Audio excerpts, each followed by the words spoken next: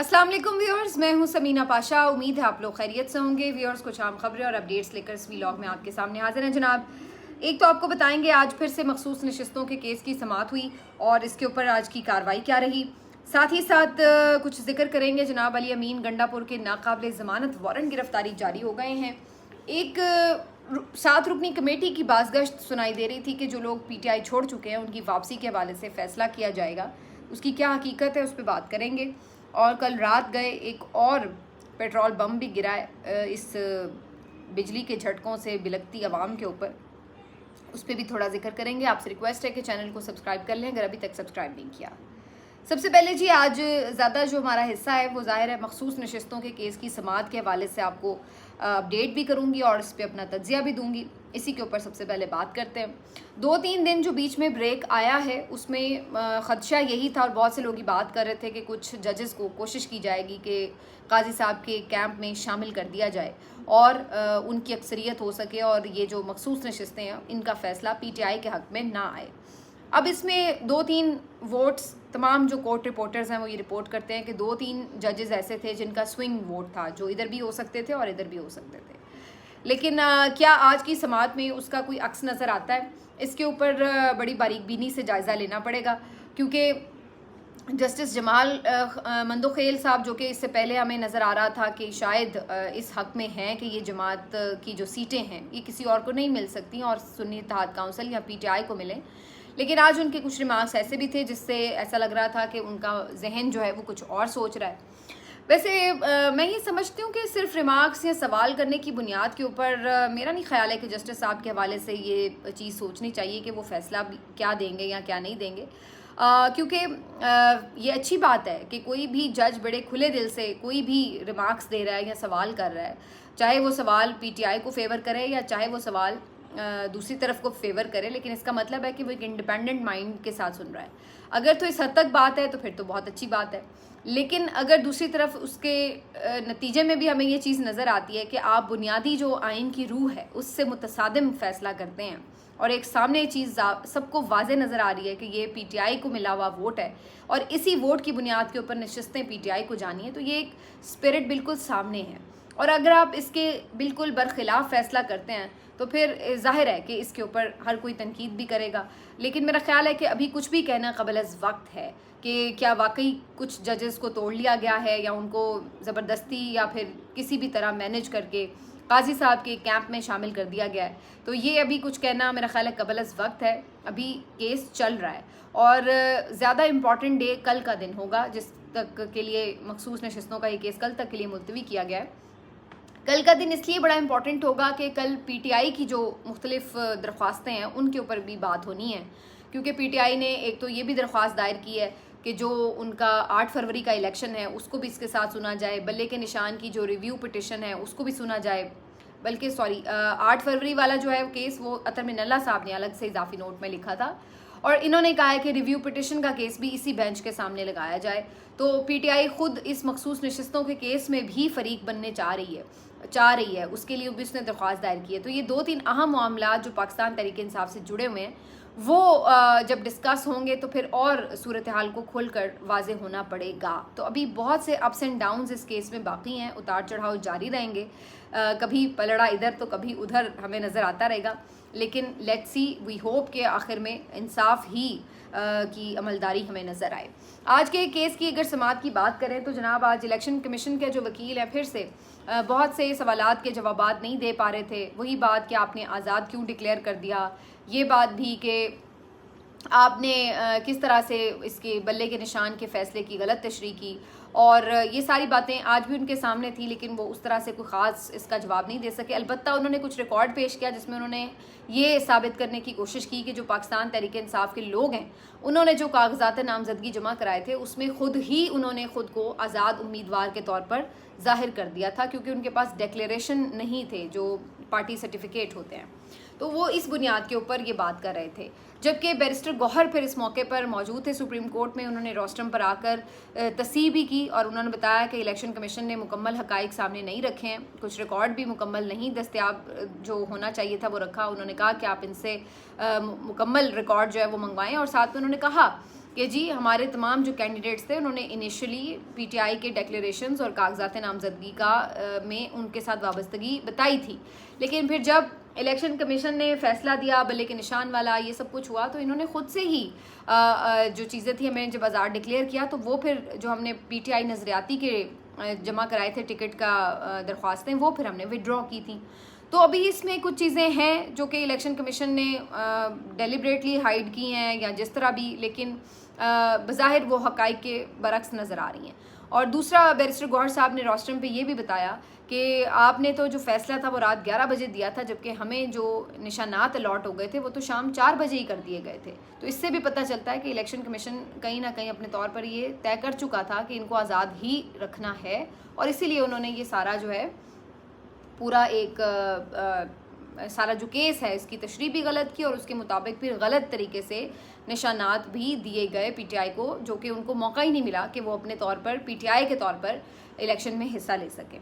अच्छा, आज के रोज़ जस्टिस अतर मिनल्ला साहब की 2-3 बातें अगैन बड़ी इंपॉर्टेंट थी। अतर मिनल्ला साहब ने एक तो इलेक्शन कमीशन के वकील को बाकायदा मुखातिब करके ये कहा कि मैंने इजाफी नोट भी तहरीर किया था, उसमें भी मैंने ये डिमांड की थी कि जो इससे पहले शिकायतें आईं लेवल प्लेइंग फील्ड से मुतल्लिक उसका भी रिकॉर्ड मुझे दिया जाए। वो रिकॉर्ड मुझे नहीं दिया गया। तो चूँकि मैं भी इस बेंच का एक मेंबर हूँ तो इस बेंच के मेंबर होने की हैसियत से मैं ये रिकॉर्ड आपसे दोबारा तलब कर रहा हूँ, तो ये रिकॉर्ड मुझे फ्राहम किया जाए। तो ये भी अब उन्होंने कहा है कि अच्छा चाहिए, थोड़ा सा शर्मिंदा हुए इलेक्शन कमीशन के वकील, क्योंकि ये इजाफी नोट था, उन्हें चाहिए था कि रिकॉर्ड प्रोवाइड करते। बहरहाल होपफुली वो आगे प्रोवाइड करेंगे। उसके साथ साथ अतर मिनल्ला साहब ने आज ये रिमार्क्स भी बड़े इंपॉर्टेंट दिए कि इस पे भी बाज़पुरस होनी चाहिए कि किस तरह आपने पूरी एक सियासी जमात को उठा के इलेक्शन प्रोसेस से बाहर कर दिया। ये आप नहीं कर सकते थे, ये इलेक्शन कमीशन का दायरा इख्तियार भी नहीं था, और ये अगर उन्होंने किया तो ये बड़ा गैर आइनी और गैर कानूनी था। इलेक्शन कमीशन को बड़ा बार बार बचाने की कोशिश की। काजी साहब ने कहा कि जी आइनी इदारा है, कहा कि हमारे मातहत नहीं है, कहा कि हम यहाँ पे इलेक्शन कमीशन के ख़िलाफ़ समात नहीं सुन रहे वगैरह वगैरह। तो उन्होंने प्रोटेक्ट करने की उसको कोशिश की, जो कि आपको पता है कि उनकी समात के दौरान बड़ा वाज़े होता है कि इलेक्शन कमीशन का वकील हो या दूसरी जमातों के वकील हो, उनके साथ उनका रवैया बिल्कुल मुख्तलिफ होता है। खैबर पख्तूनख्वा के एडवोकेट जनरल आ जाए या पीटीआई के जो वकील हैं सलमान अकरम राजा, उनके साथ बिल्कुल एक डिफरेंटली बिहेव कर रहे होते हैं काजी साहब। तो वो सब कुछ अब ऑन रिकॉर्ड है, उस पर तो मेरा ख्याल है बात करना ही फजूल है। उनका जो इस सिलसिले में जानिबदारी है और जो उनकी एक अपनी इंटरनल इसमें जज्बात हैं, वो तो अब किसी से ढके छुपे नहीं हैं, वो सबको साफ नज़र आ रहे हैं कि वो बिल्कुल भी इंसाफ पे मबनी या जिसको आप कहें कि गैर जानिबदाराना फ़ैसला करेंगे, तो ऐसा हमें कुछ नज़र नहीं आ रहा। ऐसा लग रहा है कि वो इस बात के ऊपर तुले बैठे हैं कि इनकी गलती निकाल के ही दम लेंगे। तो इस तरह का उनका इस वक्त रवैया है। आज एक और चीज़ जिस पे बात हुई वो थी इलेक्शन कमीशन ने ये जो मामला किया था 2018 में कि बाप पार्टी को इन्होंने दे दी थी आज़ाद नशिस्तों के बाद वजूद भी इनको मखसूस नशिस्त दे दी थी। तो इसके ऊपर जब सवाल उठाया गया और आज केपीके के जो एडवोकेट जनरल थे उन्होंने कहा कि जी बाप को दी गई थी तो उसकी बुनियाद के ऊपर भी ये नशिस्तें जो हैं मिलनी चाहिए सुन्नी इत्तेहाद काउंसिल को। तो इसके ऊपर उन्होंने ये बात की, इलेक्शन कमीशन ने अपनी गलती मान ली और कहा कि जी उस वक्त जो हमने वो नशिस्तें दी थी वो हमने गलत दी थी, यानी आज ये नशिस्तें पीटीआई को ना देनी पड़े तो उन्होंने माजी में अपना ही किया हुआ काम उसको भी गलत कह दिया कि हमने वो गलत दी थी, आज नहीं हमने देनी, बस हमने वो भी गलत दी थी। इस पर आयशा मलिक साहिबा ने कहा कि भाई आपके स्टैंडर्ड्स ही बदलते रहते हैं, कभी किसी वक्त में आप कोई और उसूल तय कर लेते हैं, किसी दूसरे वक्त में आपका उसूल ही बदल जाता है। तो उन्होंने कहा कि जी अगर जस्टिस जमाल खान मंदोखेल ने इस मौके पर कहा कि अगर एक गलती पहले हो गई है तो इसका मतलब ये तो नहीं है कि दोबारा वो गलती की जाए। तो इस तरह के जो आज रिमार्क्स आए हैं जस्टिस जमाल खान मंदोखेल के, उसके ऊपर काफ़ी जो कोर्ट रिपोर्टर्स हैं उनका ये कहना था कि उनका आज जो माइंड था वो बदला हुआ नज़र आ रहा है। बहरहाल अब आप इसके ऊपर अगर लॉजिकल बताएं कि भाई अगर गलती इलेक्शन कमीशन की है तो आप अगर इलेक्शन कमीशन के सामने कोई दरख्वास्त लेकर जाते हैं या कोई उसके मुताबिक फ़ैसला करते हैं तो आप तो वही चीज़ जहन में रख के करेंगे ना। आज़ाद उम्मीदवार देखेंगे कि हाँ जी इलेक्शन कमीशन ने 2018 में ये फ़ैसला किया था तो लिहाजा इसकी बुनियाद पर तो हमें भी मिल जाएंगे। उनको ये तो नहीं पता कि कल को इलेक्शन कमीशन यही कह देगा कि ये फ़ैसला गलत है। तो फ़ैसला आपका गलत है या सही है, मिसाल तो आपने ख़ुद ही कायम की है, तो उसकी सज़ा इस आज़ाद उम्मीदवार को क्यों मिलेगी जो 2024 में शामिल हो रहा है। उसको तो नहीं पता कि आप अपने इस उसूल को बदलने वाले हैं। तो ये एक सॉलिड पॉइंट हो सकता है कि भाई अगर गलत भी था ये फैसला तो तब भी इसकी सज़ा इनको क्यों मिलेगी, क्योंकि उन्होंने तो उस फैसले को देखते हुए ये फैसला किया कि हम इस जमात में शामिल हो जाते हैं, भले इन्होंने इलेक्शन नहीं भी लड़ा हुआ। तो ये एक चीज़ है। लेकिन बहरहाल इस मामले के ऊपर आज थोड़ा सा ऐसा लगा कि पीटीआई का केस कमज़ोर होता है, बल्कि पीटीआई का तो नहीं, सुन्नी इत्तेहाद काउंसिल का केस कमज़ोर होता है अगर इसको इलेक्शन कमीशन ने इस फैसले को ओन नहीं किया तो।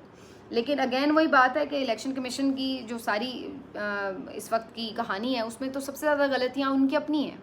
पहली गलती उनकी कि उन्होंने ये फ़ैसला किया बल्ले का निशान लेने का, फिर जो इलेक्शन कमीशन ने तशरीह की सुप्रीम कोर्ट के फ़ैसले की वो भी उनकी गलती है, वो भी सब मान रहे हैं। फिर तीसरी गलती उनकी ये है कि जी हमने वो जो 2018 में एक गलत फ़ैसला किया उसकी मिसाल कायम की, तो ये भी इलेक्शन कमीशन की गलती है। उस वक्त भी आपने इंटरप्रिटेशन गलत की कानून की, तो ये भी आपकी गलती है। फिर आपने कैसे ये तय कर लिया कि ये तमाम उम्मीदवार आज़ाद अरकान है, ये भी आपकी गलती है। तो सारी गलतियां इलेक्शन कमीशन की है, लेकिन सारी सज़ाएं पाकिस्तान तहरीक इंसाफ को मिलती नज़र आ रही हैं। ये कुछ जजेस का मानना है, जो कि इस बात पे बज़िद हैं कि जी आइन बड़ा क्लियर है। आइन में तो कहीं ये नहीं लिखा हुआ कि किसी को उसके जीती हुई नशस्तों से ज़्यादा नशस्तें दी जा सकती हैं। तो आइन कैसे क्लियर है इस बात के ऊपर। आज जस्टिस काजी साहब ने कहा कि पता नहीं, मुझे समझ नहीं आ रही कि क्यों नहीं आइन की सिंपल सी बात है समझ आ रही। तो इस पे फिर मंसूर अली शाह साहब ने थोड़ा तंजन कहा भी कि काश हमारा दिमाग भी आपके जैसा होता, हमें भी इसी तरह जल्दी से बात समझ आ जाती आइन की। तो ये थोड़े से तंज भी एक दूसरे को उन्होंने किए। लेकिन बहरहाल गेम अभी ऑन है, अभी आप ये नहीं कह सकते कि क्या इस तरफ जाएगा मामला क्या उस तरफ जाएगा।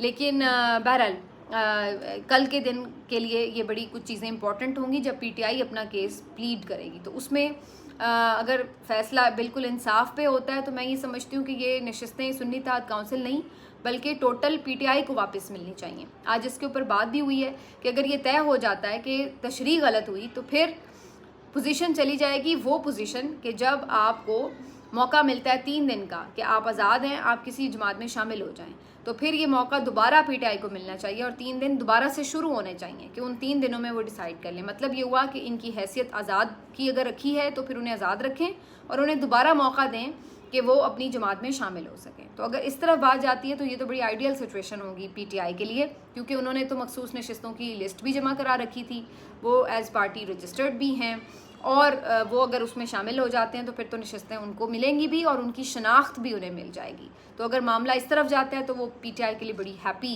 एंडिंग होगी इस केस के लिए। लेकिन देखते हैं किस तरफ जाता है या नहीं। साथ ही साथ आज के रोज़ इस केस में JUIF की एक मुनाफ़कत भी अयां हो गई है। वैसे तो मैंने कल काफ़ी इसका पोस्टमार्टम अपने पिछले वीलॉग में कर दिया था, जिन्होंने नहीं देखा वो ज़रूर देखें। लेकिन आज उस पर एक और मोहर जो है वो लग गई है। वो इस तरह कि JUIF वैसे तो यहाँ पर हमें नज़र आता है कि बड़े नारे मारते हैं मौलाना साहब, बड़ी प्रेस कॉन्फ्रेंस करते हैं, बड़े बड़के मारते हैं कि जी ये गलत इलेक्शन हुआ, इलेक्शन कमीशन ठीक नहीं है, मुस्ताफ़ी हो, ये हो गया वो हो गया, मुदाखलत हुई, सब चीज़ें।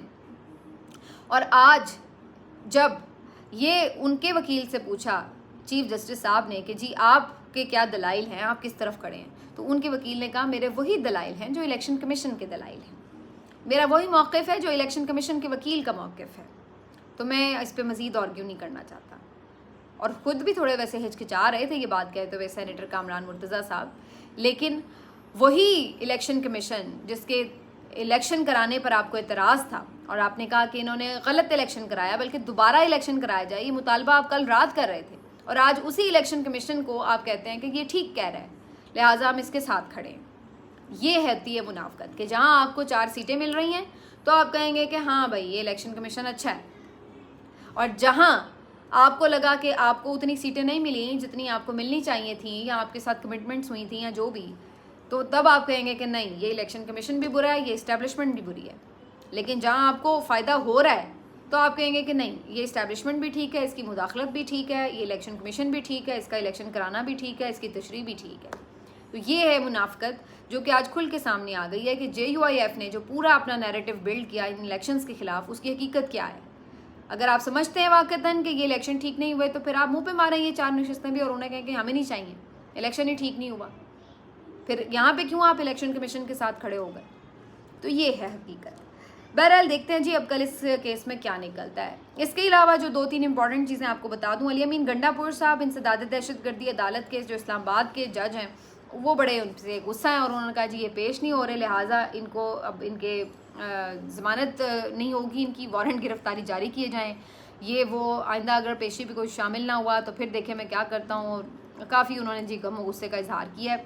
और उनके अगेन ये वही मैसेजिंग है बेसिकली जो एक हमें नज़र आ रही है मुख्तलिफ़ जगहों से कि सख्त मैसेज भी जा रहे हैं और हर तरह की गेम्स इस वक्त ऑन है। दूसरा जी, पीटीआई के जो इंटरनल प्रॉब्लम्स हैं उसके हवाले से आज सुबह से ये खबरें चला रहे थे कुछ सहाफ़ी के एक 7 रुकनी कमेटी बना दी गई है जिसकी सदारत शाह महमूद कुरैशी करेंगे और वो तय करेंगे बेसिकली कि किसने पार्टी में वापस आना है और किसने पार्टी में वापस नहीं आना। इस 7 रुकनी कमेटी में कुछ नाम भी लिए जा रहे थे, कैसद कैसर हैं, हामिद खान हैं, शरियार अफरीदी, गोहर अयूब, शिबली फराज, शादाना गुलजार और शाह महमूद कुरैशी हैं। और जनाब ये लोग तय करेंगे और जो इनकी सिफारिशात होंगी उस पर फिर अपनी फ़ैसला इमरान खान का होगा।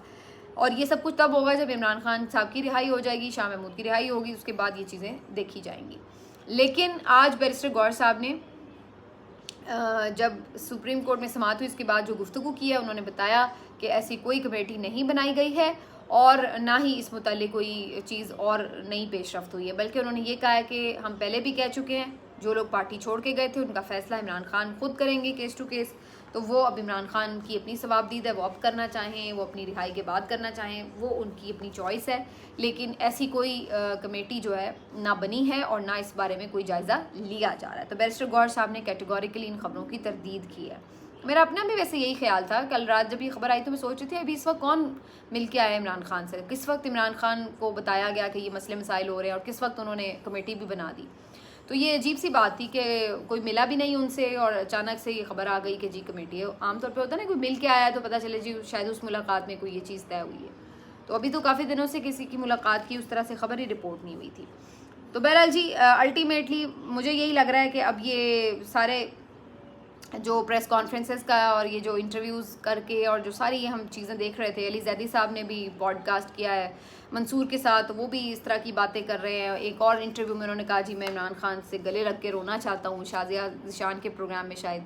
और इसी तरह फवाद चौधरी साहब कल शहजाद इकबाल के प्रोग्राम में थे, वो भी बहुत फ़िक्रमंद नज़र आ रहे थे कि इस टीम के पास कोई स्ट्रैटेजी नहीं है इमरान खान को बाहर निकालने की। तो ये तमाम लोग जो पार्टी का उस वक्त से अब तक तो हिस्सा नहीं थे, अब अगर ये दोबारा हिस्सा बनना चाह रहे हैं तो बज़ाहिर ये लग रहा है कि फ़िलहाल इन्हें इसमें कोई शायद कामयाबी नहीं होगी और अभी कुछ देर मज़ीद इंतज़ार जो है इनको भी करना पड़ेगा। आखिर में जी एक और मज़ीद पेट्रोल बम गिरा दिया गया हुकूमत की तरफ से और पेट्रोल की कीमत में तकरीबन ₹8.25 रुपये का इजाफा कर दिया गया है। तो बहुत मुबारक हो। पिछले कुछ दिन पहले तक मैं देख रही थी कि जी पेट्रोल की कीमत जब थोड़ी कम हुई थी तो ढोल बड़े पीटे थे, हम बड़ा ज़बरदस्त काम कर रहे हैं। हालांकि मेरा तो उस पर भी एतराज़ है। मैं उस दिन इस हुकूमत की तारीफ़ करूँगी जिस दिन 150 से भी कम रुपए पे पेट्रोल आ जाएगा, क्योंकि 150 के पेट्रोल के ऊपर तो ये लोग कहते थे कि ये बहुत महंगा है। तो मैं उस दिन इस हुकूमत की तारीफ़ करूँगी जिस दिन 150 से नीचे पेट्रोल आ जाएगा, जिस दिन 170 से नीचे डॉलर का रेट होगा, जिस दिन मुझे लगेगा कि चीनी 60 रुपये किलो से नीचे आ गई, तो मैं इस हुकूमत की तारीफ़ करूँगी। अगर इससे ऊपर ये लोग अब 260 के पेट्रोल को 240 पे ले आएँ, 200 पे भी ले आएँ, तो मेरे लिए तो भाई वो महंगा ही है, क्योंकि इनके लिए भी वो महंगा है। इन्होंने कहा था 150 वाला जो पेट्रोल है वो बहुत महंगा है, वो गरीब अफोर्ड नहीं कर सकता। तो भाई 150 से जिस दिन नीचे आप आएंगे तो मैं आपकी तारीफ़ करूँगी कि वाकई आपने बहुत अच्छी हुकूमत चलाई और इसलिए आप इमरान खान की दौर की जो महंगाई आपको महंगाई लगती थी उससे नीचे जब आप जाएंगे तो फिर मैं कहूँगी कि थम्स अप इन्हीं की हुकूमत होनी चाहिए। अदरवाइज़ तो ये आप एक तो वैसी जाली हुकूमत है, दूसरा आपने जो क़यामत ढाई हुई है बिजली के बिलों की, अभी लेटेस्ट आपने ये पेट्रोल बढ़ा दिया। अच्छा, अब इसमें मैं एक और आपको बात बता दूँ कि IMF की तरफ से मुतालबा आ गया है कि गैस भी बढ़नी है, उसकी कीमत भी, और बिजली की कीमत भी और बढ़नी है, और ये 10 जुलाई तक बढ़नी है। ठीक है, तो इस महीने के अंदर अब क्या होना है कि गैस और बिजली की कीमतों में इजाफा होना है और ऊपर से पेट्रोल भी महंगा हो गया। अब आपका जो बिल आता है उसमें जो बेसिक टैरिफ है वो तो बढ़ेगा बिजली का, और साथ में जब फ्यूल एडजस्टमेंट प्राइस की मद में आपको ये वाला टीका भी लगेगा जो पेट्रोल महंगा होने की वजह से बढ़ेगा कीमत, तो फिर आपको वो और डबल बिल आएगा। तो उसके लिए भी तैयार हो जाएं। जो आपको जून का बिल आना है वो तो अभी आपका जून का बिल तो कुछ लोगों का आ गया, कुछ का भी और 8-10 दिन में आएगा, लेकिन उसके बाद जो जुलाई के मंथ में आप बिजली यूज़ करेंगे जिसका बिल अगस्त में आना है, तो असल में जो आपको सबसे ज़्यादा तकलीफ़ दे सूरत हाल होनी है वो उस दिन होनी है। तो बी रेडी फॉर इट, और ये अब होना है। लेकिन हमारे मुल्क में तो हम यही देखते हैं कि अपने हक़ के लिए आप लोग निकलते नहीं हैं, तो वो फिर आप लोग बैठे रहे सुकून से। लेकिन यहाँ पर सूरत हाल ये है कि आपका कीमा बनाने की पूरी तैयारी हो चुकी है। मिलते हैं आपसे अगले वीडियो में, अपना ख्याल रखिए, अल्लाह हाफ़िज़।